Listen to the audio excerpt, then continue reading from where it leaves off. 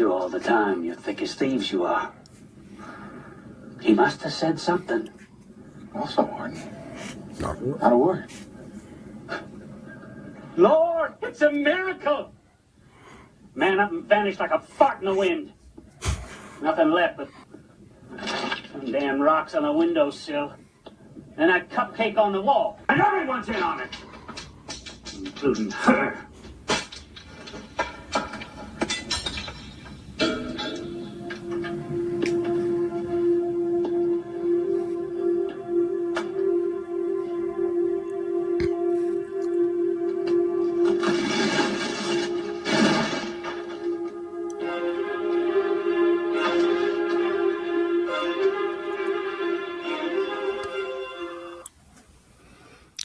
The end of the tunnel. Yeah. If there's light at the end of the tunnel, is it a train? Welcome to the Music Relish Show, episode 139. Yeah. Cruising our way to 140 with your hosts, Perry, Mark, and Lou. Good evening, gentlemen. Good evening. Happy St. Patrick's Day. Happy St. Patty's Day. Celtic Wind. Shawshank Redemption. Did you Shawshank? Now that guy that was flipping out, I was like, where did I remember him from? Recently, Mark, I know Perry, probably didn't see it. Mark, the first Daredevil TV series on Netflix. Yes, a couple episodes. He was in that. He was one of the bad guys, the financial bad guys. Really? Yeah. He was really good at it. He was really good in it too. Seems like a good character actor. He's a very good character. Right? He played a very steely, arrogant character, but you know what happens to them. All right. Yeah. So tonight on episode 139 of the Music Relish podcast show, we have Supertramp playing Goodbye Stranger, music trivia, the power of songs. Marmalade play Reflections of My Life. We have random relish toppings for only 50 cents and extra cool stuff. That's how we write the show. Yeah. Because of rising costs, music relish toppings are now $5 a topping. Because of transporting. That's either for diesel, unleaded. It doesn't matter. All right. So, how about the power of songs? Let's start out with some power. Let's before we do, the power of songs is something. It's a song that's got this life of its own, right, Perry? This is kind of something you introduced to the show. It's how powerful a song can, how it can last and go on and be in. Yes. Perpetuity. Yeah. Ever hear of a songwriter named Naomi Neville? Related to the Nevilles? Naomi Neville. Is she related to Ivan and Igor? And He's not. Lou, you're the host. You take this one. Okay. Let's see if I can read that. Naomi Neville, real name. Oh, Allen Toussaint. I heard people pronounce his name different, either Allen Toussaint or Allen Toussaint. Yeah. So his real name is Naomi. Interesting. No, that's not his name. Go ahead. Continue reading. Oh, okay. Well, it's really small print. Yeah. Okay. Let's see. A pseudonym commonly used by Allen Toussaint, mostly for songwriting credits in the 1950s and 1960s. Naomi Neville is his mother's maiden name. She's not related to the famous Neville brothers. Yeah. Just okay. So he did that just for contractual reasons, probably. Right. And he did a gender switch, maybe. Yeah. Yeah. So no, he didn't. Naomi. No. Naomi Watts. Naomi Campbell. No, he just used that's for country. Naomi Dedovich. But he wrote this song. Allen Toussaint wrote this song, which has been covered by many. Went to a fortune teller. The Who. Had my fortune read. Eddie Spellman. I didn't know what to tell her. I had a dizzy feeling in my head. Then she took a look at my bone. She said, "Sonny, you feel kind of warm." Then she looked into Rolling the Stones. bone and said, "You're in love." I got passion with the girls I know. She said, They're Australian. Is that called a throb?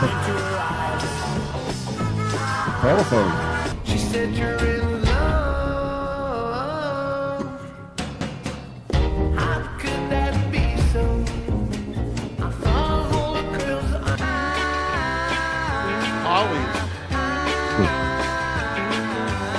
went to a fortune teller to have my fortune read. Good harmony. love that version. You can tell who that is. You have to say it, right?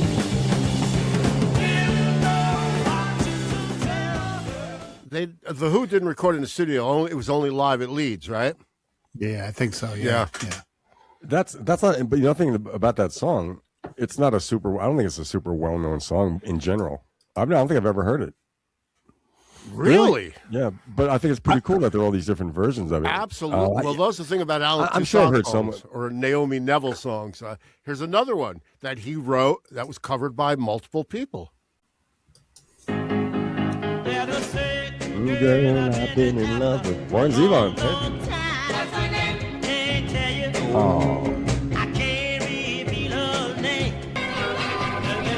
Yardbird.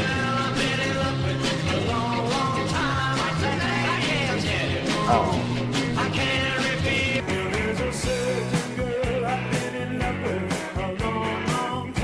What's your name? Oh.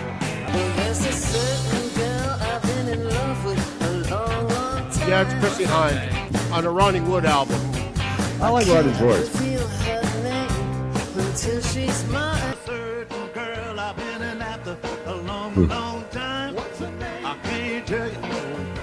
I can't reveal her name until I get her. There's a certain girl I've been after a long, long time. I can't tell you. I can't reveal her name till I make her. I can't reveal her name until I get her. Shel Calmy produced it. High Records. Yeah. They're from Sweden, the Nomad.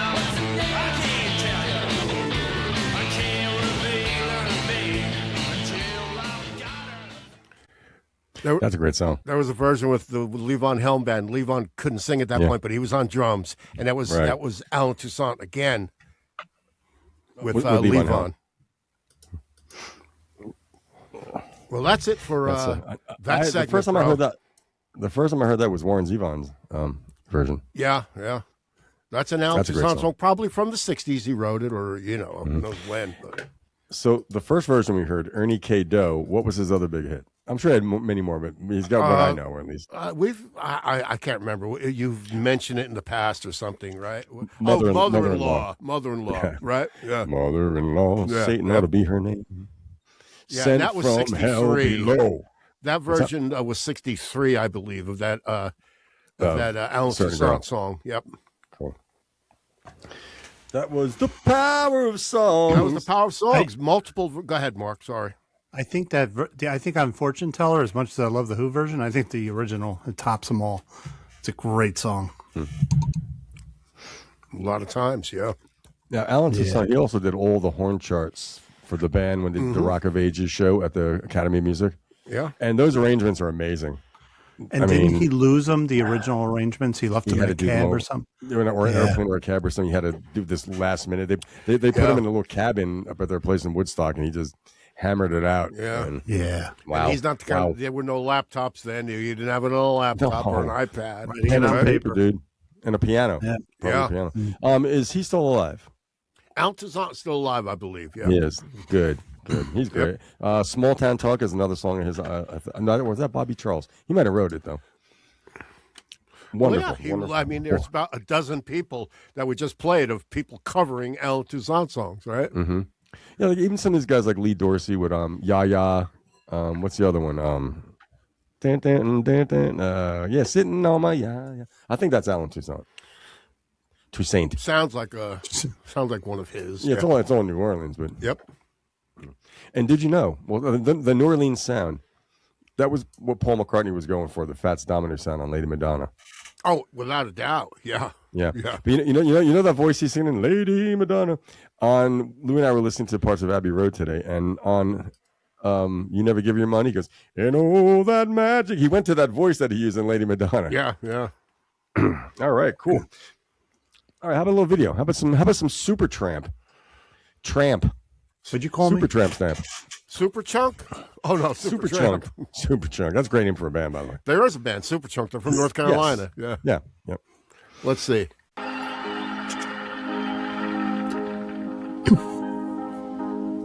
Early morning big number, man. One of those perfect pop songs. Is this from Breakfast in America? Yeah, I believe so. yeah. Must be moving on. Wow.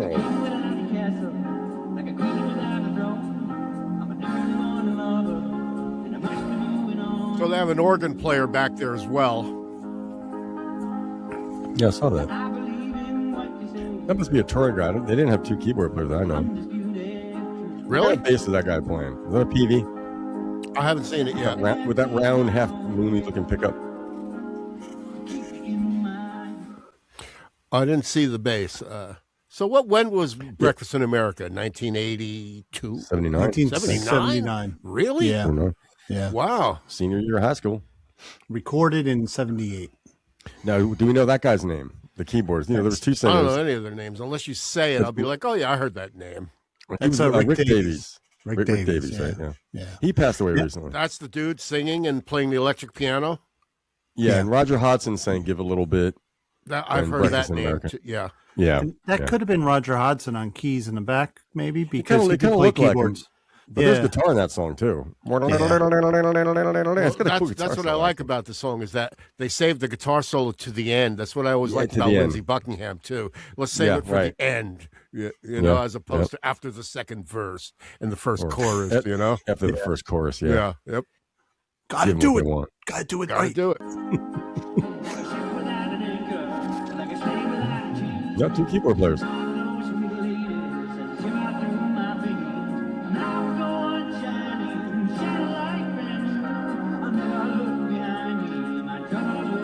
This had to be a single, right? Yeah. It was.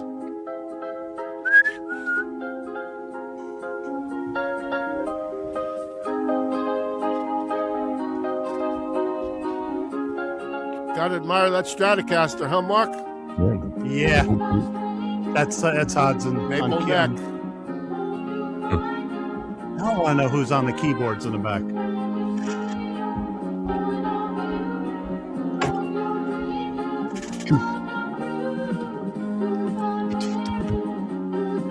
He plays some percussion too every now and again. Maybe he wasn't in a band. I don't never had an album that's. I just thought. Oh, that's Jonathan Helwell. He played keyboard, sax, backing vocals. Oh, okay. Yeah. Okay. So he was a member of the band. Okay. Yeah, he was. Back then, right? Yeah. Yeah. I've asked this trivia question before, but I'll ask it again. One member of that band is American. Which one is it? I have no idea. Not the bass player. He's from Glasgow. You're from drummer. The drummer. California. Yeah. Good drummer too. They're a good band. Very good band. Yeah. All right, let's see. Maybe we can catch him and put him to the test. Gotta love those thumb clicks, right? For the bass. It's like Alan Rickman from Harry Potter. Harry.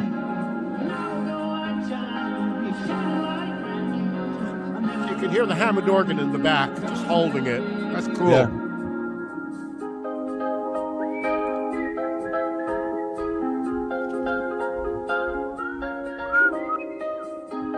Wow.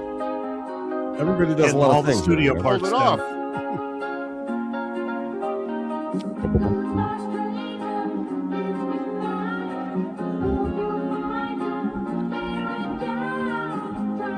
Gotta love those falsettos.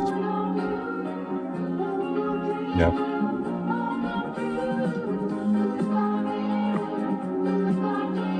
Yep.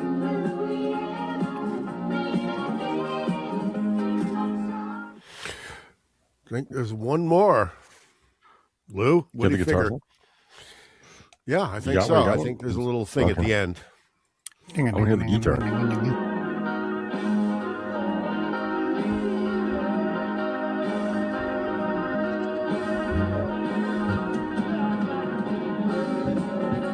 The song is over. Now the guitar part comes. That's the bass. Yeah, it looked PV, like I a think. PV bass, Lou.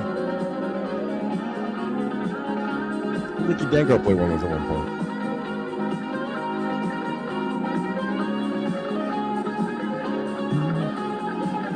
Humbucker on the middle. Got a humbucker on the strap. Oh yeah. And then had the little table with the table and thing from the album cover on the stage.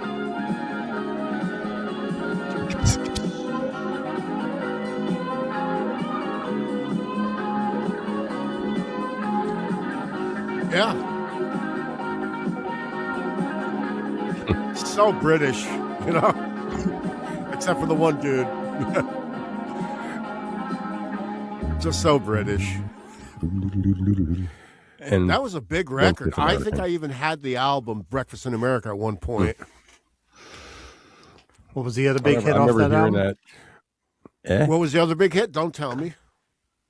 Lou? Breakfast in America. Breakfast. Don't you look at my girlfriend. She's the only one I got. Song. Yeah.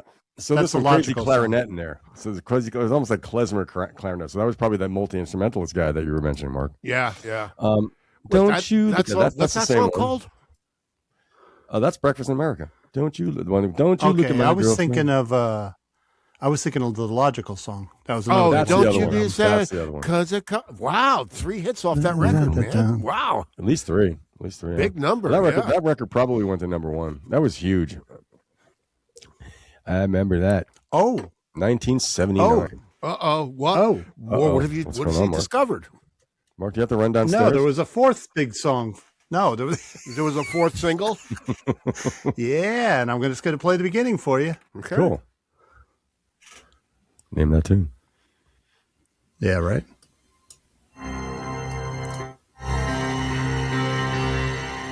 Take the long way home. Yeah. Four singles. Huge. Four. Wow. That's a lot. That's That's record, like 4 hit man. singles. That's a lot for one record, you know. And they were hits too, by the way. They were hits. You They heard were that? hits. Yeah. Yeah, I didn't. I kind of took them for granted as a band. I liked them, but I wasn't ever. But when you listen back, there's some pretty heavy stuff. Well, they progressed since Give a Little Bit. That song used to bug me after a while. Yeah, you know what I mean? yeah. But that was before that. Give a Little Bit was prior to Breakfast in America, correct? Yeah, it was. Yeah. Great sounding 12-string. Now, the funny thing was with Supertramp, they were all but broken up at that point before Breakfast in America. It was really. It wasn't work. It was those things they just couldn't do anything. You know, almost like a million other bands. Like Rush. When Rush did 2112, they're like, we're doing what we want to do, but they're going to fire us for doing this, and that saved them. Right, they're going to cancel the contract. Yeah. And the Caressive Steel, the previous album, didn't sell well, and the other thing was Rick Davies and Roger Hodgson started to write separately. They weren't as together as before, and they only lasted, I think, one more album before one of them left. Wow, pretty sure. Yeah. I remember. I don't remember Rick Davies singing, but I remember Hodgson's. But Rick Davies had a song called Cannonball. It was a minor hit. Yeah, that was the album afterwards. Yeah. Yep. All right. And they formed a group at Supertramp called Trampy Chunk, Chunky Tramp. Super Chunk is the tuna I eat. Now Scott McClain calls solid tuna chicken salad. That's kind of funny. Have mayo. The other stuff is cat food, and it is. Who is Scott McClain? Milk crates and turntables. The listeners might not know that. Yeah, that's true. Yes. Scott McClain is the host of the Milk Crates and Turntables podcast. And Drink break. It's like fishy chicken salad. All right. Do we have any random relish topics? I guess mine falls under random. Yeah. Random. The host should go first, shouldn't he? I'm gonna go first. Okay. Go first. We've all heard of the drummer Tony Williams, correct? No, I never heard of him. You never. Okay. I've mentioned him. I've mentioned him in the context of on public television. Around the time I saw Failsafe and the same time that Live Aid was on, I saw a concert. It was Tony Williams' Lifetime. It was jazz, but I noticed he was playing like a big yellow Gretsch drum kit. There were a lot of drum cymbals, and it was jazz. Yeah. But what struck me was just how great he was, and he was playing jazz, but like rock. He had power, and technique. I mean, I have a video. I saw a video of him playing just his right hand and his bass drum. Give up. It sounded like 4 people, but he was also an accomplished jazz player. So he went from jazz to jazz fusion. But he was known at the age of 17. He joined Miles Davis's, was known as the Second Great Quintet. It was Tony Williams, Herbie Hancock on keyboards, Ron Carter on bass. When was this? 60s? That was the late 60s, I think. No, well, maybe mid 60s because he was 17 when he joined. So, but he formed Tony Williams Lifetime in '69, so it was prior to that. Wayne Shorter was also in that quintet. Wayne Shorter, Weather Report. Yeah. Weather Report, soprano saxophone player, very influential. And either guys named George Coleman or Sam Rivers took turns on tenor sax, to round out the fifth. Mm-hmm. In 1970, Robert Christgau, that most the critic of rock critics, he said Tony Williams was probably the greatest drummer in the world. High praise from a guy like that. Wow. So in 1969, he formed the Tony Williams Lifetime. It was a three-piece. It was John McLaughlin. McLaughlin? Bye-bye. Yeah. Wrong. It was John McLaughlin. From the Mahavishnu Orchestra. From the Mahavishnu Orchestra on guitar. And Larry Young. That was before Mahavishnu. They both left Miles Davis. That's who the guitar player is. Yeah, that's who. Yeah, if you're looking for a reference point, there was no bass. There was no bass on this. It was guitar, drums, and organ. Really, freaky, man. But the second album in 1970 is the one. That's the one I listened to this week, and I really liked it. It's different. The drumming is incredible, of course. It's the same lineup, only it's got Jack Bruce on bass and vocals. Really? Yeah. Oh. One album. So that was right after Cream. And the song that I'd like Mark to cue up is a song called One Word. Okay, so here's the intro. One word. One with the sun, one with the moon, one with the stars. Is that the drummer singing? No, that's Jack Bruce. That's Jackie Bruce?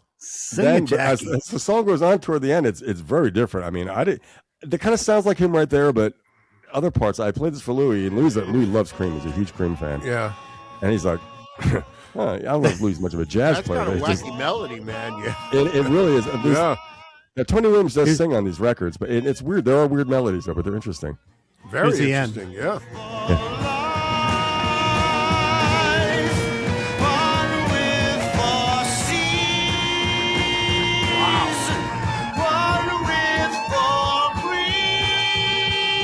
Everything sounds like augmented or diminished, or something like that, I mean, he's hitting some really high notes at the end of that song.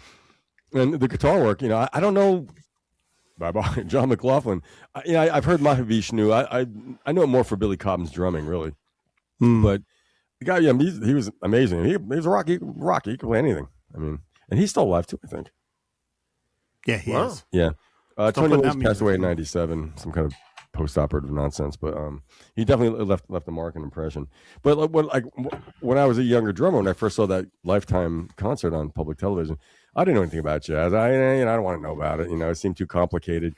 But after watching that, I'm like, okay, that let me think that this is a little more something I could maybe delve into a little bit. But Same here. I think I saw the same concert as you, Lou, because as a rock and roll fan, it hit me. Like he was playing really powerful. Yeah. Yeah. Like I had some jazz fusion albums, and I didn't. I wanted to see what it's about. I didn't get it.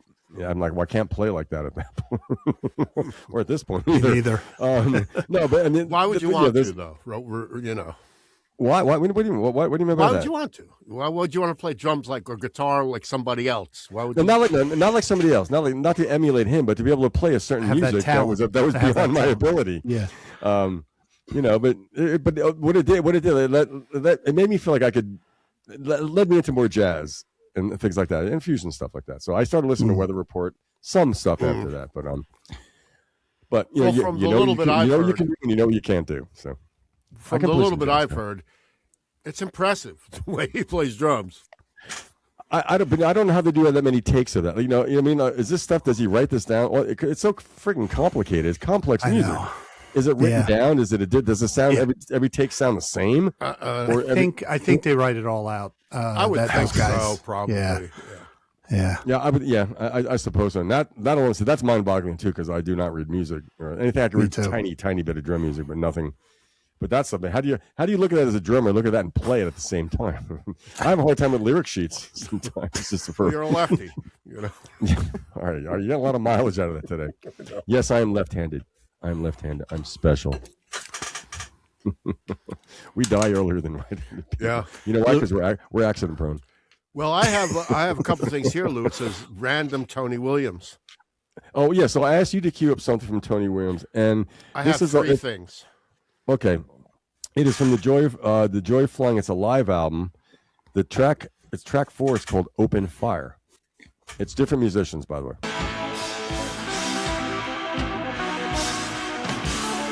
Oh, look, the eagle has drumsticks in his talons. Of course.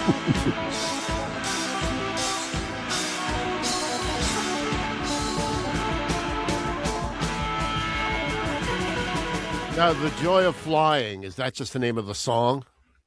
I think that's a song in there called that. Yeah. But that's the name of the album. It's live. And you're saying that John McLaughlin is the guitar player on this? No, it's a different lineup. It's not the same lineup as the previous song Mark played. Because the guitar player is someone you know. We all know. Really? The bass player is interesting. Is the guitarist Jeff Beck? No. Okay. All right. Play a little more.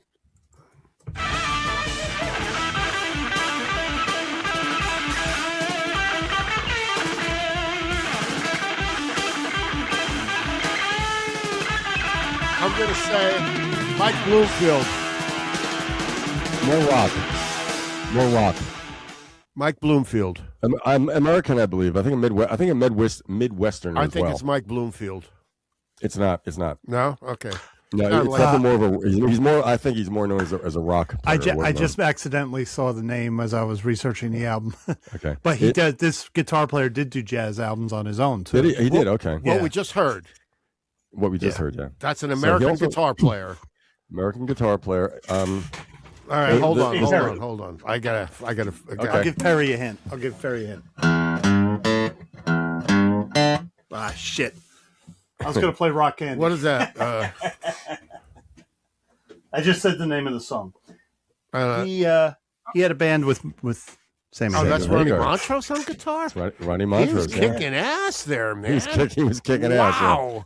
Yeah. And he did a bunch of jazz albums. He's a very good. So he did. Okay.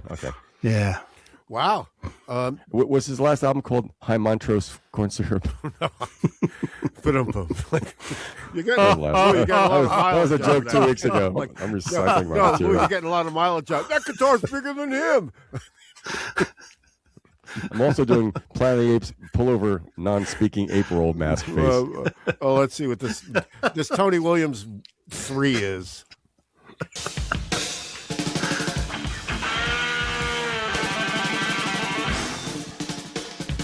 Wow. The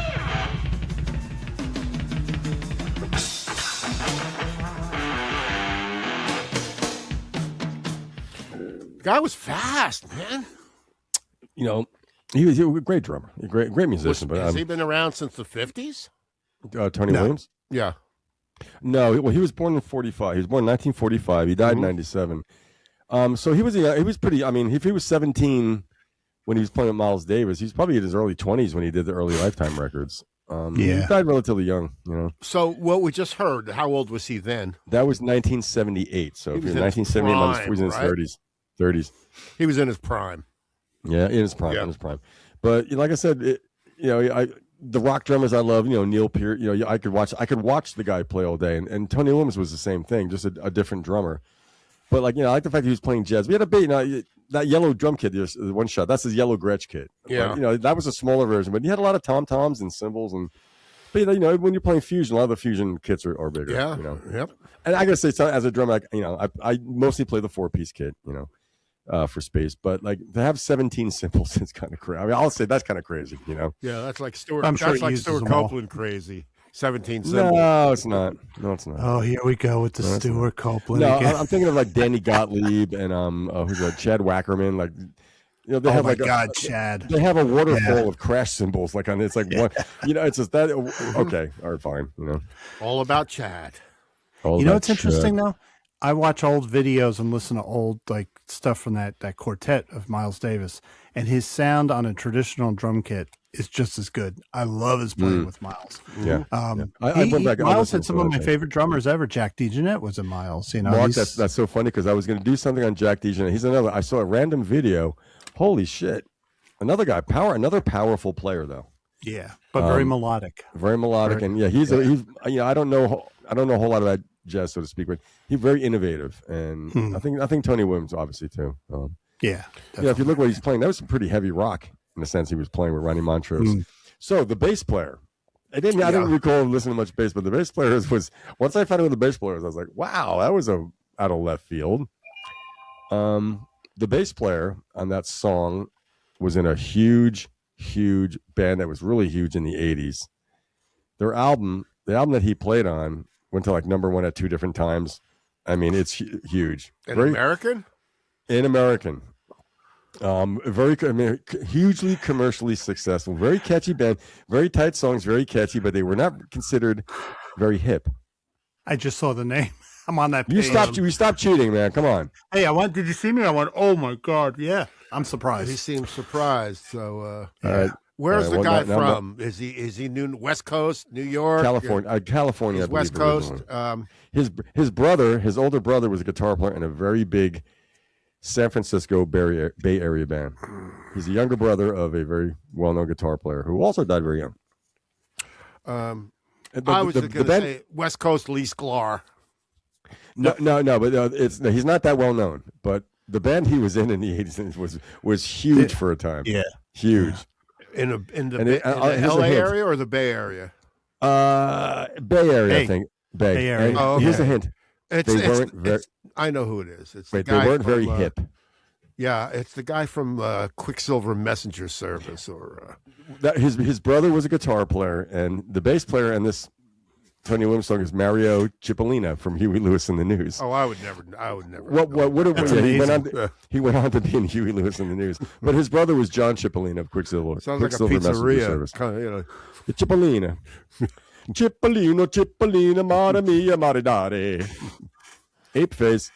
All right, yeah. So, let's hope musicians. These people, you never know. You never know where they come from, but I think one random thing, Lou. Okay, hold on. But he was only the bass player on that album. He was only the bass player on that one song. So I think the album is a series of live concerts from other things. But George Benson played on it, etc., etc. So that was it. Yeah. Tony Williams, great drummer.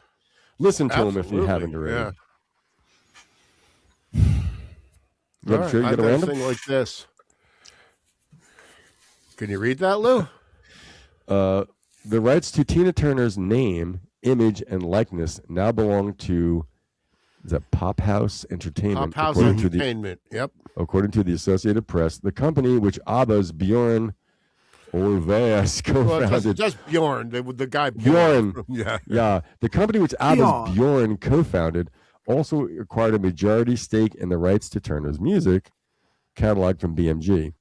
Terms of the acquisition have not been revealed. That gets more interesting.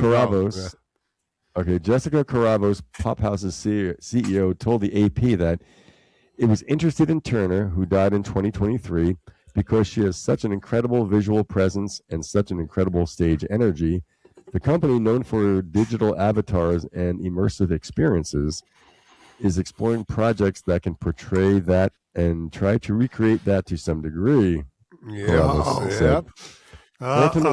Ultimately, Caravas said Pop House wants to consolidate Turner's legacy.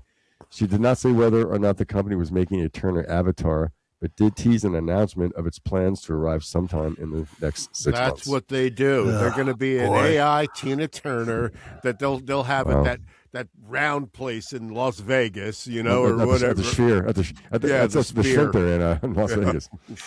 Because the Sphincter is also round, isn't it? That's what they'll do.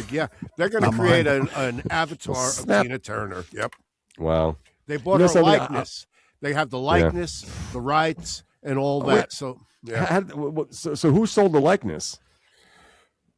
Who sold her face? Part of the estate. It's like Marilyn Monroe. Somebody owns the rights to Marilyn Monroe. I wonder who controls the estate. Yeah. That's I think that's really what I was getting at. You know, it's funny because I was never a crazy fan of her voice, but she did have amazing stage presence. Yeah. So, you know, if you find pictures in the future of Tina Turner, it'll have the Pop House watermark on it. Mm-hmm. You know what I mean? Like, yeah. And she'll be like the opening act for like, I don't know. That's messed up. ABBA. Yeah. AI. Yeah. Perry, your mic's off. You know, I hear you. That's where they're going. That's where they're going. Yeah. That's where I'm going. Yeah. And the younger generation is going to be fine with it.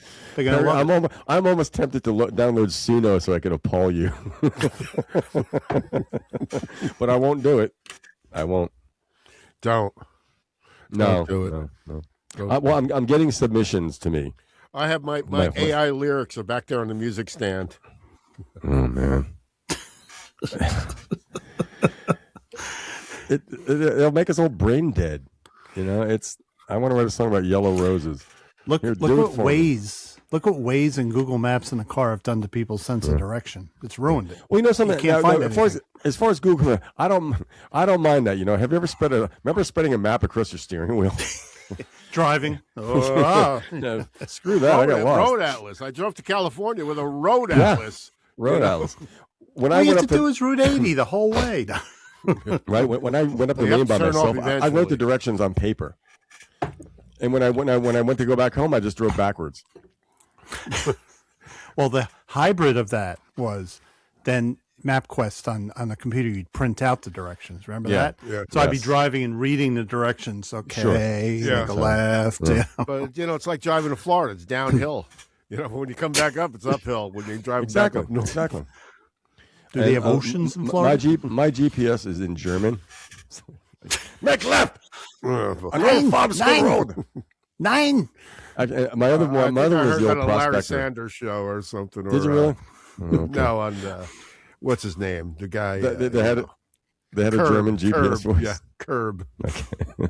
I remember that. How about the old prospector guy? Make a right on Old Farm School Road. Where's the chocolate chicken gas station? Yeah. You go whip your ass over there on the scrub brush. There's some mighty good sheep over there.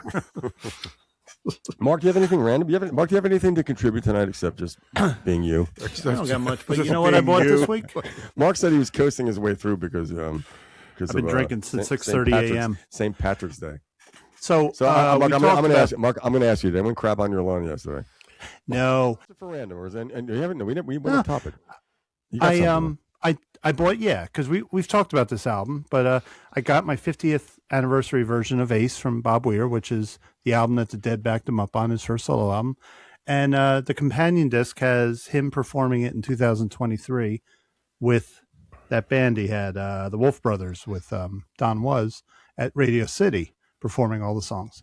So it's pretty good, but the sound, they remixed it. The sound is fantastic. It's a quality re-release. You know, they got the old picture from the original album, and then they throw one of the newer, older pictures in. Great liner notes and great album. It's great songs. Do you need a magnifying glass to read the liner notes? Most likely. In the last 5 years, yes. I have a magnifying glass. I miss records. I really do. But, yeah, that's all I got. All right. So Ace, that's the name of the album. It wasn't a band name.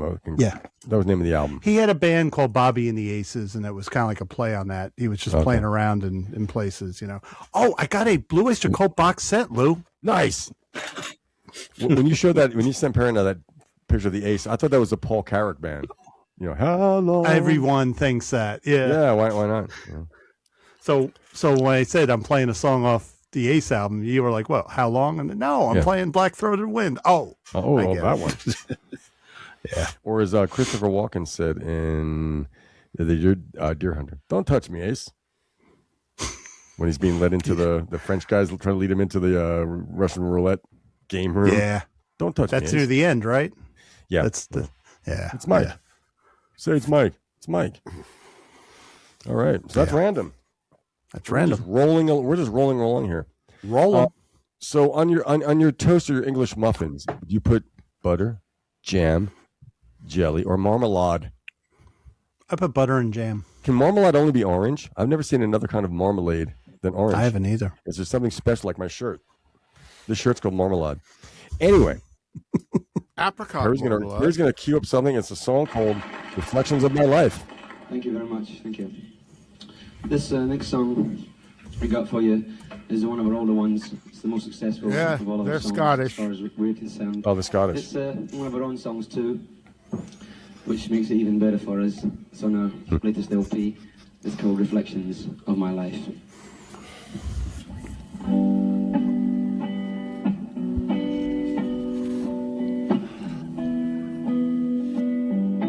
I give him credit for playing it. He's a lefty. There's something wrong with him. We'll get into that. You're the bass? Yeah.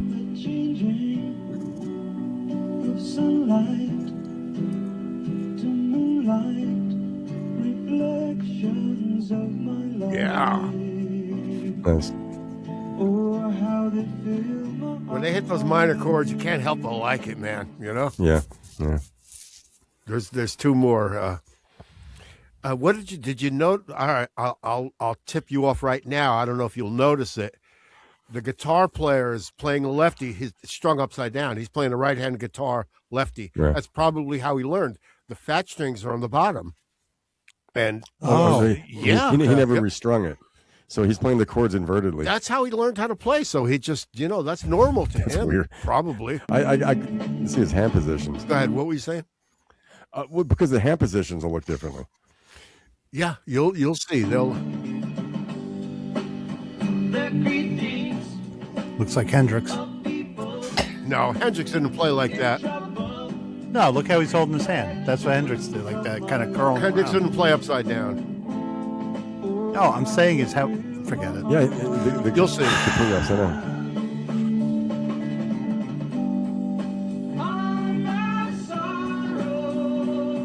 What a great chorus.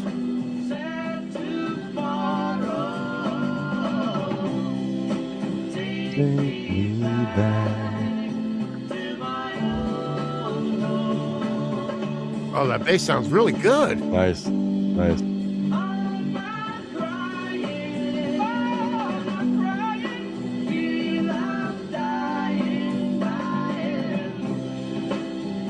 This is their biggest hit they ever had. Is it a one-hit wonder? No, probably originally they covered Beatles songs and things like that. I'm seeing they covered Obladi. Yep. And it topped the UK chart, but they don't say a number. Right. They covered a Beatle novelty song. Never heard it in America, but they're from Scotland, correct, Mark? Yeah. Scottish. Yeah. So that was 1970. I think so. Yeah. That period of time, we've covered it a lot. Those songs. There was just one song. I mean, I never remember hearing anything else by Marmalade. Neither one did song I. of this, Albert Hammond. It only ran in Southern California. All these great singles that were just AM radio hit. But it's pop. Really, it's like it wasn't. The big music of the day was Zeppelin. Right. 6 9 7. And if it didn't crack the top 40, we probably didn't hear it. Yeah. Right. Maybe once or twice. That's it. Yeah. Yeah. So cool, but beautiful thing. I always thought it was the Hollies. No, Mark. What I meant was Jimi Hendrix plays a right-handed guitar lefty, but his is strung properly for a lefty. This guy's playing a right-handed guitar lefty. Just completely. What I meant though was the way he's gripping that neck. It reminded me, and the way he was strumming just reminded me. Yeah, of because Hendrix, it's also like a white Stratocaster too. He had that lanky, long arms. Yeah, but you'll see in this final clip. It's upside down. The fat strings are at the bottom, man. It's amazing how anybody can learn to even play chords with this thing, I know. It's what he just learned guitar that way. That's probably what happened. Yeah, that's the way he learned. Yeah. Yep. Is it in standard tuning? Probably. Yeah, I don't know, but a lot of minor chords. That's what I love about the song.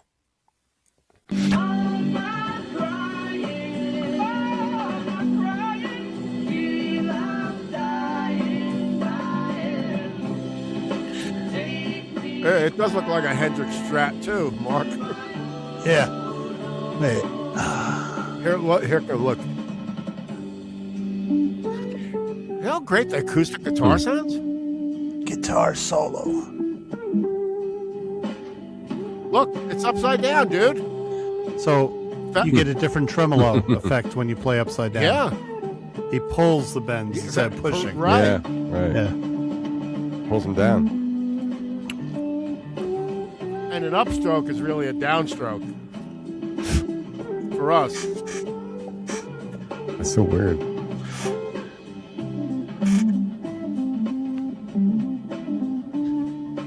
You know who also plays like that? Doyle Bramhall III. Yeah.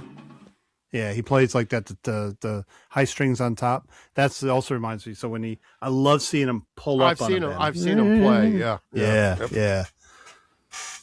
Cool. Marmalade. That's a good song. I never heard that before. Never heard that dude, song that was before. a big hit. Yeah. Yeah. Big hit. Wow. Yeah. You were only a year old. I was only one at the time. You were one. Yeah, but you had a radio growing up, Mark. Come on. Didn't your parents listen to any oldies radio or any like? So our house when I was growing up was mostly Christian music and like crooners like a little Frank Sinatra, Dean Martin, Andy Williams. I was like the kid in Almost Famous. My sister would sneak in the rock albums to me. And she'd be like, listen to Pink Floyd, listen to this, listen to that. Like she gave me Dark Side of the Moon.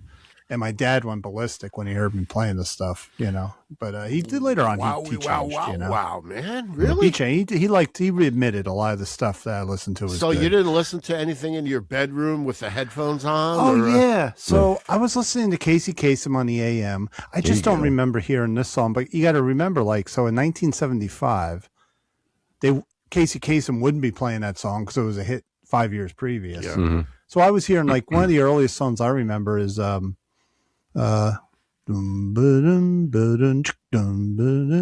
Eagles song. One of these nights. One of these nights. It's one of the earliest recollections I have, like when that came out. Yeah. Yep. But then I got corrupted. I got into prog. Yeah, you got into Judas Priest. That was later. That was in the 80s. All right. It's kind of cool because Mark Smith, this is your life, Mark.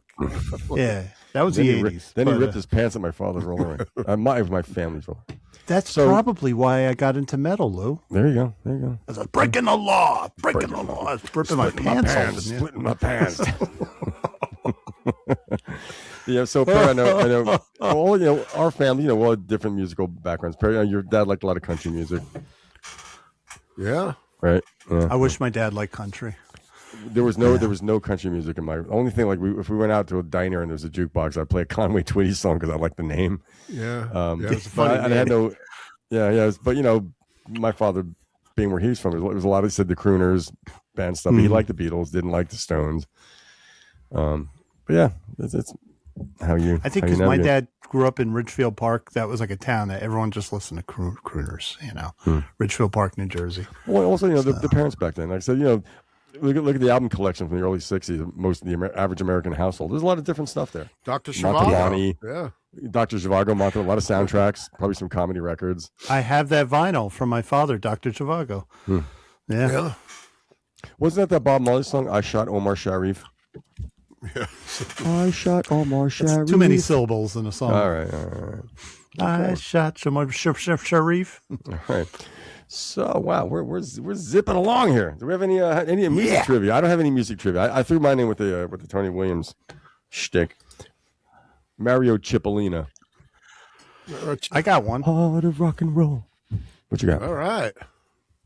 So it's humpbacking on your jazz thing, Lou. Cool. All right. So we're going to talk about the song "Waiting on a Friend." Piggybacking. What did I say? Humpbacking. That's because I've been drinking since 6:30 a.m. You said hunchbacking, and that's just not right. I got one of those. Right. My Subaru Outback has a hunchback. The back thing opens up so I can put my drums in it. I screw up all those terms. Anyway, so the song "Waiting on a Friend" from Tattoo You, which, by the way, our mutual friend Tom, he told me in the laundromat, Perry, remember, he said, I didn't know that was like songs from their whole, going back to the early 70s. I thought they recorded that album in one shot. And Tom said, oh, no, that's outtakes. So I learned something on that. But the song "Waiting on a Friend." Mm-hmm. Now, you all know there's a saxophone solo in it. Mm-hmm. What legendary saxophone player, and I say in jazz legendary, played that saxophone solo? Do you know? Sonny Rollins. Well, it wouldn't be Bobby Keys then, even though he's legendary. No. He's not a jazz guy, right? No. Who'd you say, Lou? Sonny Rollins. I'm going to say Sonny Rollins. I'm going with Lou. Either that or Clarence Clemens. Wouldn't be Clarence Clemens. He only knew 2 notes. Yeah, Mick goes, Stop it. big Mick Jagger goes, big guy. Okay, yep. Sonny Rollins. I like this song. That's a great sax solo.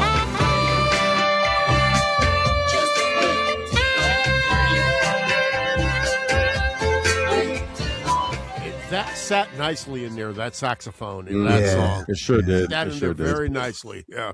Perfect. Yeah. What is now, a little Yeah, go ahead. Bonus question. Who played the rhythm guitar on that? It's not Ronnie or Keith. I mean, who played guitar on it besides Ronnie? Yeah. Not Ronnie. You mean they had a guest come in to Mick Taylor. Mick Taylor. It came from the Goat's Head Soup sessions. That's right. They song. saved all those old tracks. Did it really? Didn't use. Oh, okay. Yeah. It sounded. It didn't. Now, what's they just re-recorded it. They didn't re-record it. They just touched it up. Yeah. Touched it up. Wow. Yeah. So what happened was the producer, I forgot his name. The producer said the band just wasn't. They had to get an album out for the tour. He didn't know what to do. Yeah. The band wasn't ready to record, so he just got all these tracks together. What gets me is that Waiting on a Friend is crisp sounding, but if you play Goat's Head Soup, it's a very dull sounding album. So there's remixing or something. Well, that's it. I mean, Goat's Head Soup was how many years before Waiting on a Friend? 73. It was only like 7 years. That's a long time in the industry. Yeah, studio technology. That's a long time. Yeah, but I think it was 81? just the way they were mixing the albums too back then. Because there were crisp sounding albums back coming out, but drugs, as we've discussed, can affect a mix. Was that Tattoo You? So, yeah. And that was what, 81? Yeah, I think so. 80 or 80. Yeah, 81, because 80 was Emotion. So that's 7 or 8 years between Goat Head Soup. And so, yeah, that's a long time. Now, Sonny Rollins is known for doing something where he did something for several years at night. What was that? I think he went through a slump or some kind of weird playing. Every night he went to the Brooklyn Bridge and would stand on the Brooklyn Bridge and just play. Wow. Until he got, and something, I guess he was feeling, I don't know if it was a deficiency in his playing or something, but he did it to go to something, to get beyond something. So he'd go. That's dedication. But and a performance too. But it wasn't, how many people, just cars on the Brooklyn Bridge. I don't people walk across it much, but it was, Well, there's a walkway. There's a walkway on the Brooklyn Bridge. You can walk across, And it's sometimes, I bet he probably came across Johnny Maestro on there a few times, I bet. Boy. Not John Travolta, because that was the other bridge. Right, that's right. Yeah. But I don't think he did anything else for a rock band. I think that's the only time he ever played like on a rock album. And he did a great job. You think they paid him? I hope so. You never know. I'll be back in a couple of seconds. I'm going over there to the fridge. See, he'll be back in 2 minutes and 2 seconds, like Chuck Woolery in Love Connection. What got me, the reason I didn't know is Tom Griffin said that I didn't know because the album didn't come with any credits. You took out the interlude, nothing. Really? So they didn't credit Sonny Rollins. They didn't credit Mick Taylor. They didn't credit Pete Townsend sings back up on one song. And really? It's like, yeah. Huh. So you really don't hear him, but Sonny Rollins actually played on 3 songs on that album. So okay. So he recorded those songs on that album. What songs are on that album? Is Little T&A on that? Yeah.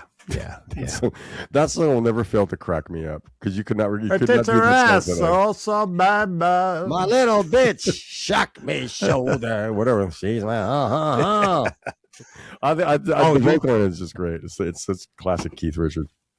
Robert Christgau gave the album a good review, but criticized "Start Me Up," saying its central conceit, Mick as sex machine, complete with push button, explains why the album it starts up, never transcends hand-tooled excellence, except when Sonny Rollins, uncredited, invades the Stones' space. Though it's not as good in its way as Street Fighting Man, how much you care about it depends entirely on how much you care about the Stones' technical difficulties. Whoa, Robert. Wow. He's bitchy with his. I love it. Yeah, he tells it like he sees it. But there's a documentary on him out now, I think, somewhere.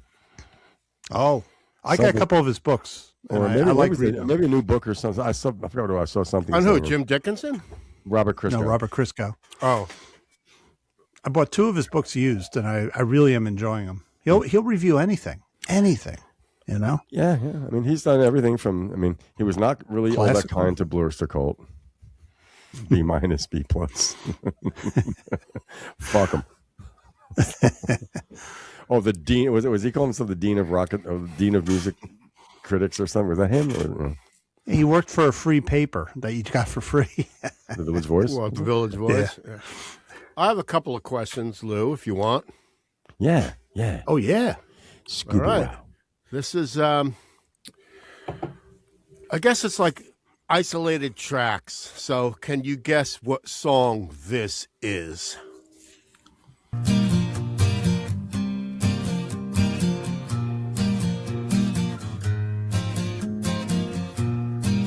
That's acoustic guitar.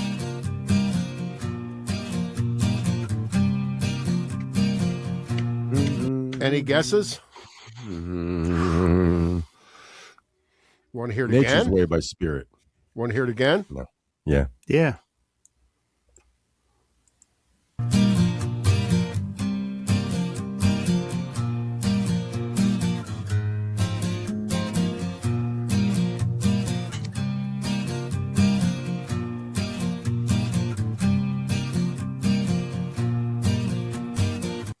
Ventura Highway? Okay. It almost sounds like it. I can't place it. All right, I'm Come just going on, to let it play there's a through melody, then. vocal melody in it somewhere. All right, let's see.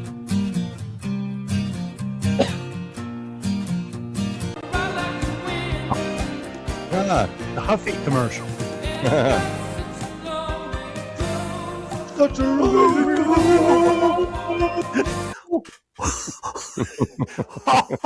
That was my Rick Moranis doing Michael McDonald. That makes perfect sense, though. Yeah. Yeah, yeah, and that was Christopher Cross playing the acoustic as well. Sure. Yeah. Sailing. Here's another one. Can you guess what song this is?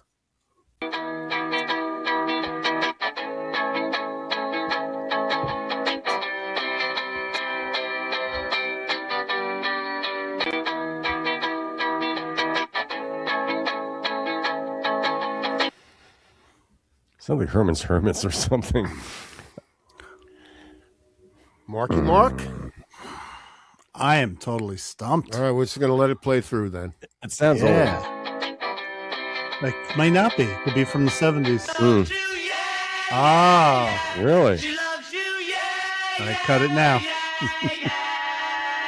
Oh, wait, Pete Best. I love that when George Harrison goes to like the 6th. You know what I mean? Yeah, it's like it's real 3-part harmony, you know? Oh, man, that gives me goosebumps to this day. That, yeah. Interesting. Could you play it again? Now I have a context. No, I don't think we could play it again. Okay, yeah. Well, I mean, not the chorus. Well, You're arrested. Here's another one, though. Here's another one.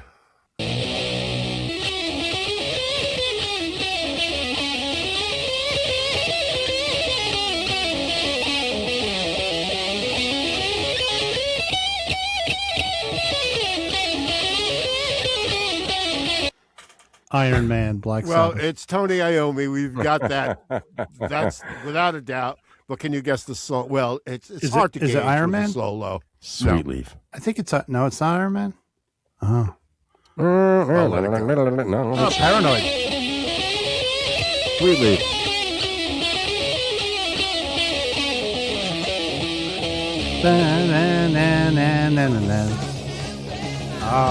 I should have gotten that. My favorite Sabbath song.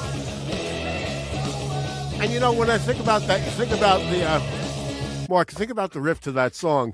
You could almost sing "Blondie," "Cover me, don't cover." I've thought that many times. With that, right? Yeah.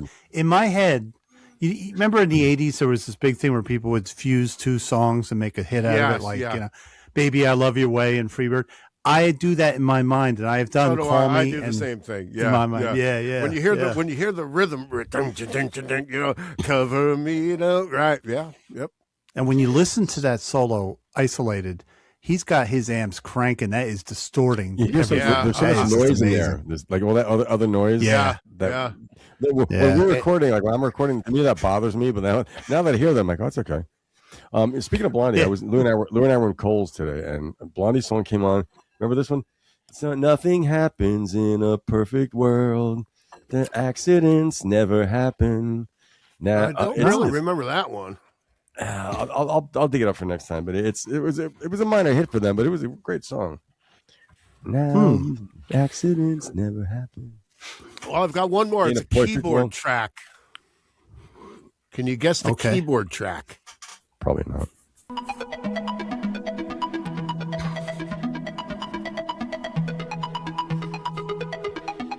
I would say 1980s. Cyndi Lauper. Well, it changes a little bit. Hold on. Oh, shit.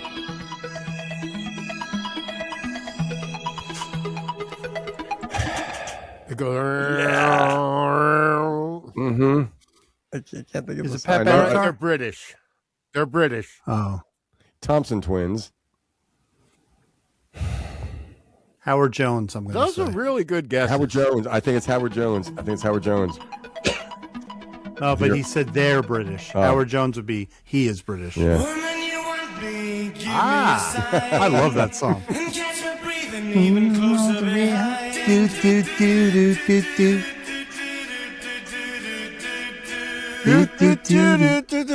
You know, you could do that.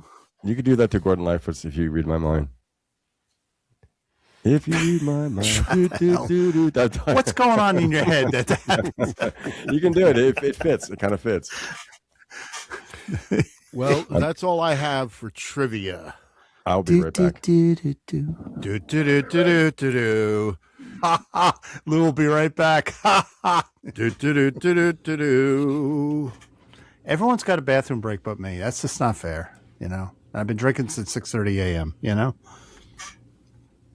Well, who said I was on a bathroom break? I said I went over to the fridge to grab something. I guess my stomach has calmed down, so I'm okay. Remain calm. Remain clam. Shh. Calm down. Relax. Remain clam. Don't do it. Yeah. Relax. Don't do it. Where you want to go. Oh, Frank goes to Hollywood. Yeah. Yeah. That's a sick dome, boom, boom.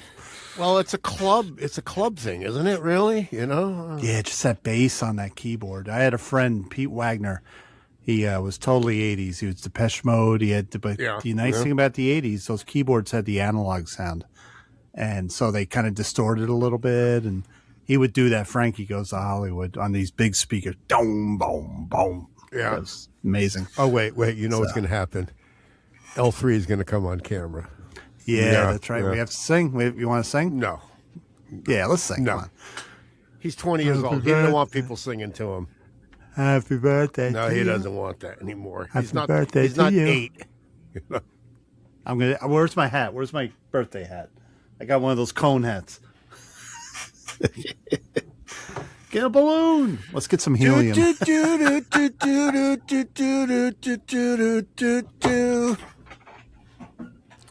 That was a good album. That was from Rio, right? Yeah. And they also had a song, another hit. Our name is Rio. Yep. Right? And Hungry Like the Wolf. Oh, that was Hungry Like the Wolf. Yeah. And the Reflex came after. That was a good song too. And look at the loose camera. L2 and L3. Yeah. Right. Yeah. Look, we're waiting in anticipation. That sounds like what you got cars. What you gonna go here? I was thinking 38 Special. Hold on loosely. Oh yeah. Yep. There he is. Hey, there he is. Happy birthday. Happy birthday. Happy birthday. Happy birthday, L3. Hello. Uh-oh, we're not 5x5, Lou. Hello. Oh my God. Hello. Yeah. It's us. I'm trying to get him on camera. All right. Hey, Lou. Happy birthday. Thank you. Yes. Happy birthday, L3. Look, it's the L3. Thank you. Oh, 20 Perry. years That's old. nice. 20 years old. 20 years 20 old. He'll be years 20 years old, old and they tomorrow. put you on the day shift. How's it going, buddy? I'm pretty good. We had a good day today. Good. Very good. Yeah. 20 years old. 20. So young. Don't feel like it. No, it doesn't feel like you're 20. It never feels like it never does. When you turn 50, you'll have like a. Once I turned like 17, it didn't really you're feel halfway like to anything. 40. You know, you're almost there. Well, I'm not trying to think about that, man. I'm not there. It sounds like you're like my son. When he was 20, he was old at heart. He would say, "Oh, I'm 20." Now That's he's pretty much how I 27. am He's about like, it. "I'm 27. Give me the walker." There we go. Well, I'm definitely gonna be making jokes like that. I already do. So I let Louis listen to some of that Tony Williams stuff with Jack Bruce, and he cocked an eyebrow. What'd you think? Cool. It's not what Well, I'm not used to Jack Bruce's singing voice. Like that was probably what I found. That's probably what made me raise the eyebrow. I was like, yeah. Who's singing been right that now? awkward Drumming was melody, good. too. Tony Williams is a great drummer. They had an You've awkward heard him sing melody, it, though. Yeah, it was a jazz melody, but What has he sung like with Cream? What did he sing on? Oh, he sang White Room. I'll wait in the He was actually he place. sang more songs than Cloud. He sang White Room, Tales of Brave Ulysses, Yeah. Slobber. Was that one? It's funny. And he sang most of the songs. Outside Woman Blues. Outside Woman Blues. He after Cream, more of the stuff he did, like I got the stuff he did with Robin Trower. They had a band for a while, and I didn't like it. He was just too stark. He's like, oh, just like a week or two ago, we had him on with Corky Lang. Remember? Yeah, Right? Yeah, that's right. Quirky Lang. Jackie Bruce. Yeah. Right. Well, So- you want to go into some extra things, Lou? We got some extra things, We're gonna hang out with Louis for a bit here. L3 I'm is going here. to toast Lou. I'm going to toast Louis. I know he's 20, so this is illegal, but happy birthday. Thank Happy you. birthday, my son. Let's see what we've got. He's a good boy. I'm no he's kid anymore. He's a good boy, this Louis. So what's the matter? They couldn't get the whole kid on the airplane? Yeah, about that. Rototoms. You know, Lou, I have to say that you have been the cause in many ways of a lot of drummers Louis Belson plays Slingerlands, huh? spending an awful lot of money to no avail. Because you have a rate. This is all. You've actually used more drums than this. Yeah, I've actually used two more of these, Oscar, which is the rototoms. I used two more on this side. That's a very interesting pair of drums over there. You want to explain that to us? Yeah, these are called rototoms, and you can get at least an octave or better on each one of the drums. For instance, if you turn to the right, you higher the pitch. You turn to the left, you can actually lower the pitch. But you can see, you can have an idea here.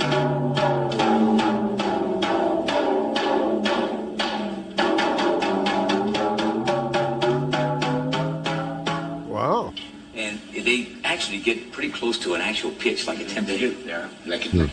Yeah. But how do you manage to play those and turn them at during some of the solos that I've heard you play? You have to be a pretty good driver. I'm going to give you a chance to prove that. Right. I'd like to do a tune with you. Oh, lovely. Do Neil Hefty's Cute, and then we'll give you a chance to do the great rototoms. Louis Belson. And Oscar Peterson. Neil Hefty wrote the Batman theme, didn't he? Yeah. I think maybe I Dream of Genie too. So I think they're playing a Neil Hefty song, maybe. No, I Dream of Genie was Hugo Montenegro. It's with those rototoms. He had the ones he was playing on the left hand side. I had three of those also at one point. And I had one on the right. A pair of those cassettes I've been going through on the 4-track. There's a live version of Philocinium, my old band with my brothers, and there's this really low tom-tom thing. I said, that's not my regular drum kit. I had a big rototom near my other floor tom-tom. It was huge. And I just lowered down the pitch. I had the three rototoms and I had the bigger one, but I don't know what happened to them. But they're pretty cool. But like Louis Belson, he was an innovator too, the double bass drum. I think wasn't he the guy drummer, right? Yeah. Double kick. I think he one of the originals on that. Yeah. But a jazz drummer using rototoms. It's kind of interesting how you threw that in. Like Tony Williams was one of those drummers too. They thought outside the jazz world. They were in jazz, but like a guy like Louis Belson could do anything. Well, he was. Well, let's see.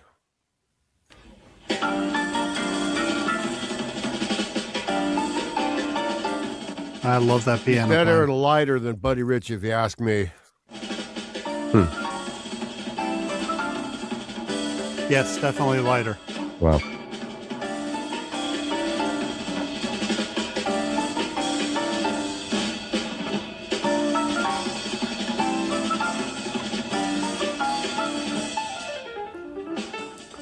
Louis Bellson. Yeah. Yeah. Do you know who he was married to? No. Pearl Bailey. Well, cool. Yeah. Wow. Cool. Hey, L3, That- L3, what do you think about Louis Bellson? Was that the gentleman we were just listening to? Yep. It seemed pretty effortless for him. I agree. Like, he wasn't even like breaking loose, a sweat wasn't or he? anything. Yeah. Yeah. Oh, yeah. He clearly got a natural feel for it. It's that ride cymbal. It's just the fluidity of it. You know, I can't even follow what he was doing. He doesn't have to bash it. Yeah. Yeah. And Lou, let me just tell you, if you ever get a hankering, just I want to hear some good jazz piano, Oscar Peterson Trio. He's one of the most smooth piano players ever. He doesn't have to bash the cymbals like Stuart Copeland. Oh boy! But anyway. Jesus, Lou, there's 3 more things. Do you want them? Before that, Lou, what do you think of Stuart Copeland? Are we? What do you think of Stuart talking Copeland? bad about Stuart Copeland? Perry always talks bad about Stuart. I always talk about Stuart Copeland. It's harmless. That's It's harmless. I don't know about that. All right. Who else? What do you got else for? Well, I think we have Wilkins coffee. How about a delicious cup of Wilkins coffee? No. Strange Tastes like things rot happen to gut. people who don't drink Wilkins.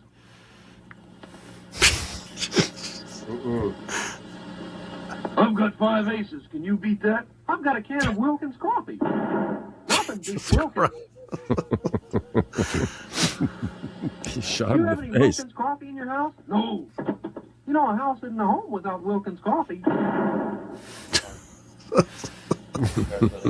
It's percolator coffee. I love these Wilkins coffee commercials, don't you? I'm tired of them. Just kidding, Miss Wilkins. Those Wilkins coffee commercials. You don't like them? No. Then let me fix your set. You get One more. The last one's the best one. Any last requests? Like for a cup of Wilkins coffee? No. You don't drink Wilkins? No. How shocking. Y'all had some interesting commercials back in the day. Yeah. Louis, do those puppets look familiar?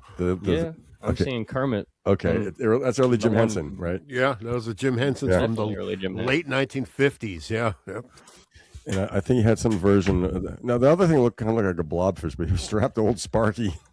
That's messed That looked up. like Grimace. Yeah, but they cut away. He just McDonald's. went shocking, and they didn't have to show the guy getting zapped. You know, Let's show him getting fried. yeah. They had some couth anyway. There was. This is kind of weird. I went on this weird, interesting thing about death row inmates' last meals that they order. Yeah. And like last words. There's some murder when he went to the thing. His last name was like Okra, and his last words were fried okra. Like John Wayne Gacy said, "Kiss my ass," but this guy goes, "It was fried. It was baked. I was like baked Alaska or something." That was his last words before getting zapped. That's cruel. That's cruel and unusual punishment. Well, I think the last 2 things here are maybe I think they're Korean American.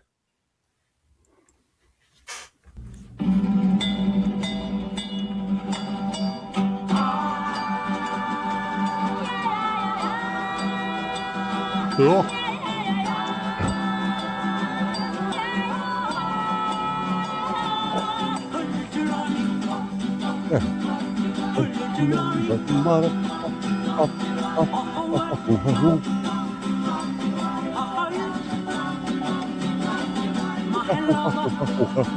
Can't hear the bass.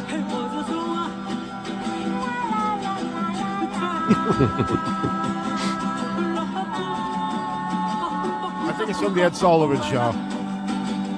I can see her head floating in.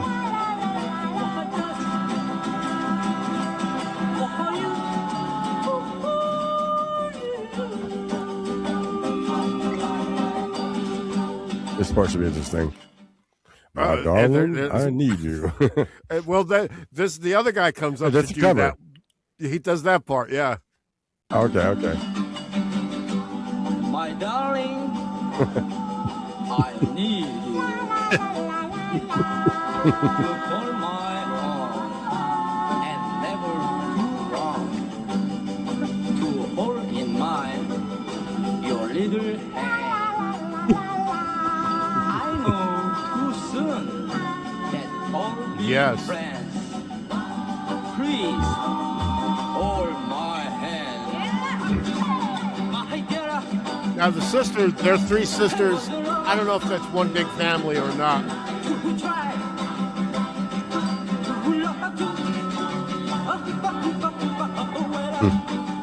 You were saying, "Oh, hoopa, hoopa, hoopa." Sounds South Pacific.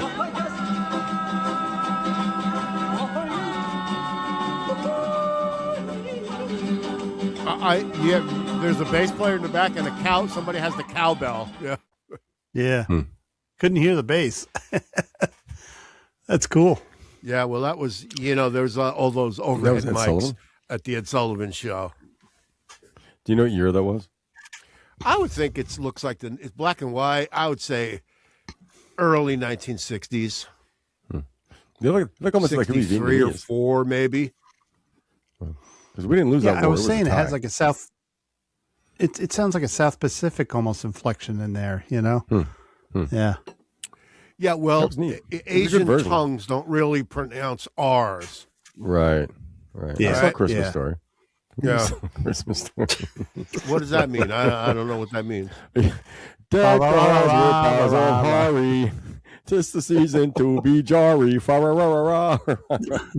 And then they stop them and they say, no, it's fa la la la. Yeah, the other Chinese. You never saw Christmas Story, Perry?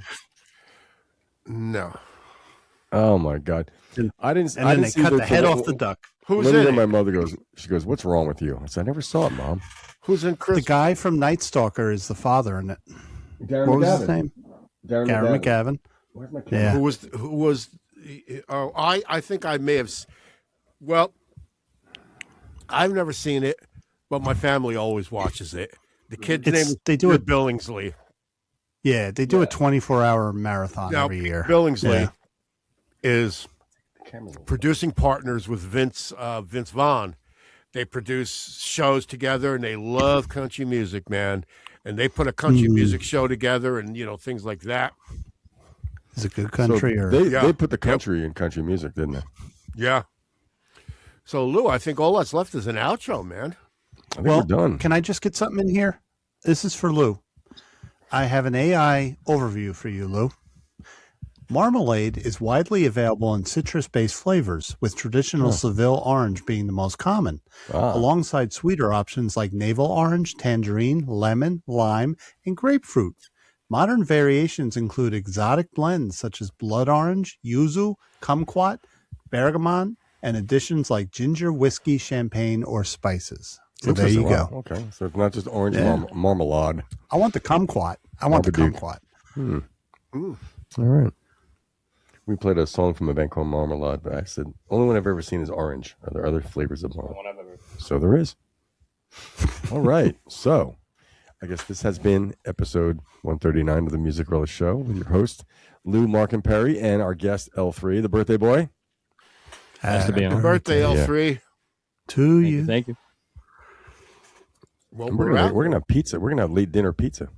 I've been drinking since 6:30 a.m. Yes, thanks to our subscribers. Our friends. We get a lot of views on our last show. It's like 300 something. Cool. Yeah. The Music Relish Show at gmail.com. Email us. Suggestions. Anything. Say hi. Threatening people to break their knees gets them to watch the show. Just trust me on that one. Yeah. Any idea who those two people might be? Steve Perry.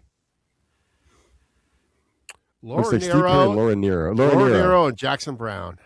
And Jackson Brown. That's Jackson Brown? Yep. Wow.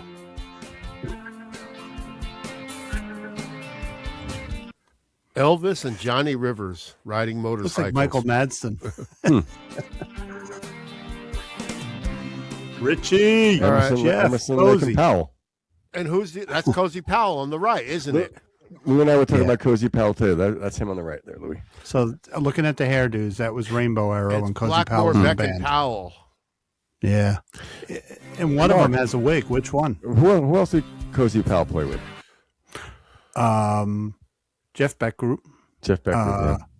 A few Didn't others. we just have this conversation like 2 weeks ago when Cozy Powell We was did. It's funny because Lou and I were talking about drummers and stuff today, and I mentioned Cozy Powell. Louis asked who he was. Yeah. And then I told him, also those early Robert Plant solo records. He played a lot of that. Look, Jimi Hendrix jamming with Johnny Winter. Jimmy's playing a bass. Anyway. He's playing, and he's playing like that guy from Marmalade. Yeah, I thought that was Edgar. Yeah, Johnny. It looks like Buddy Miles was on drums. That. Oh, what a picture! There's an expression: if you wallow with pigs, you're going to get some mud on you. Oh. I saw them, McGuinn, Clark, and Hillman. McGuinn, Clark, and Hillman. Yeah, yep. So, Louis, that's Roger McGuinn from the Byrds. It's Gene Clark of the Byrds, and that's Chris Hillman. Chris Hillman of many bands. Yeah, many bands. And I know who Lou's favorite. Rose. I know who Lou's favorite guy in that picture is. Right, Gene smack Clark, dab in the middle, right guy there. in the middle, Gene Clark. Yep. Yeah, love you him. got me Love into him, him. love Great music. Yeah, great songwriter.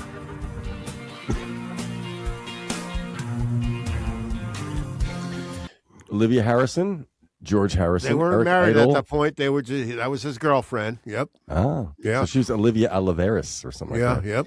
And the guy on the far right, is that Dave Edmonds? No, that's the guy from Monty Python, the American.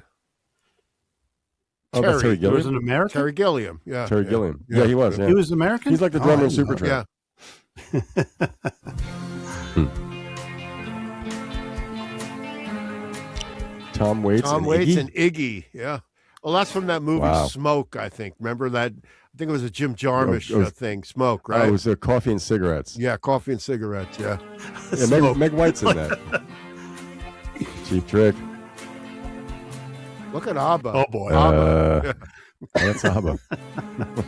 Well, that guy, I think the guy on the left owns Tina Turner's likeness and he owns copyrights now, doesn't he? If you put them in the microwave, oh no, maybe die. it's the guy on the right. I don't know which one is Bjorn. One of the guys in ABBA, he works at this music company. They bought the rights to Tina Turner's music and likeness, and they're going to create an AI avatar so you can. Yeah, we were discussing AI today too, and so that Pink can sing with Tina Turner at the Grammys. Yeah. Yep. I saw Melissa Etheridge do a. Oh, sorry, no, that was wrong. There's Paul and Linda and like a couple of daughters, Stella and Mary. Is that Dolly and yeah, Porter Wagner? because the Wings rented a farm in Tennessee, and Junior's Farm was written there. They rented that, so they were hanging out in Nashville area for in the mid 1970s. Yep. Okay. Yeah. Porter looks like Beavis, and you can tell that little girl looks like Paul because Stella is Paul's stepdaughter. Yeah. Fashion designer too. That's bad Porter Wagner. That almost looks like Neil Giraldo from Pat Benatar's life. Is that Johnny? That's Paul and Linda. That didn't. Yeah. Oh, okay. Help. Hard Day's Night. Roger Daltrey. Daltrey with his cat. Yep. he stuffed it. Who's that? Pink Floyd. That's the Pink Floyd. Yeah. Yep. Oh, okay. Yeah. Well, hey, which one's pink, Mark? By the way, which one is pink? The guy on the right. Roger barely listens.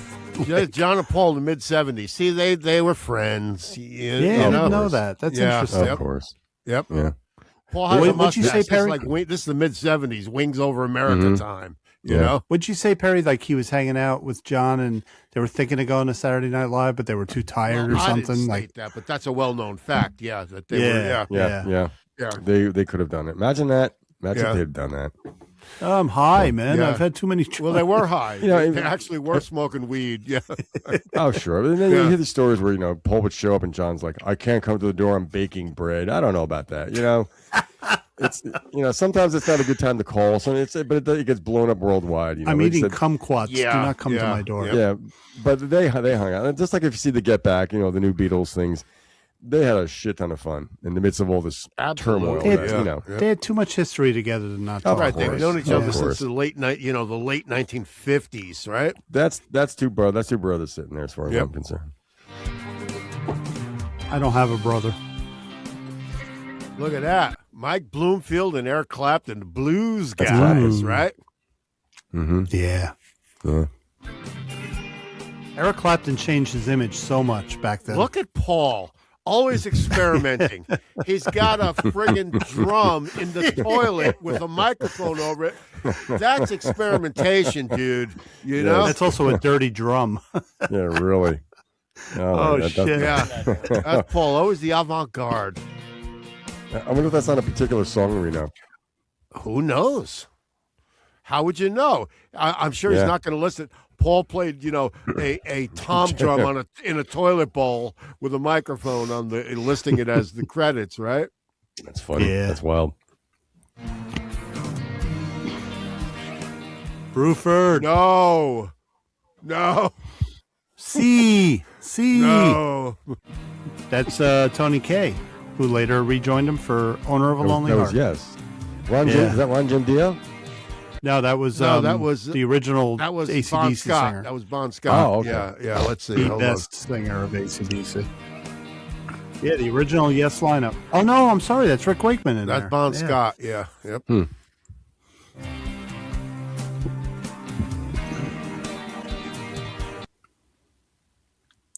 T-Rex. But who's That's that Mickey with Finn. him? He's the other guy. Yeah.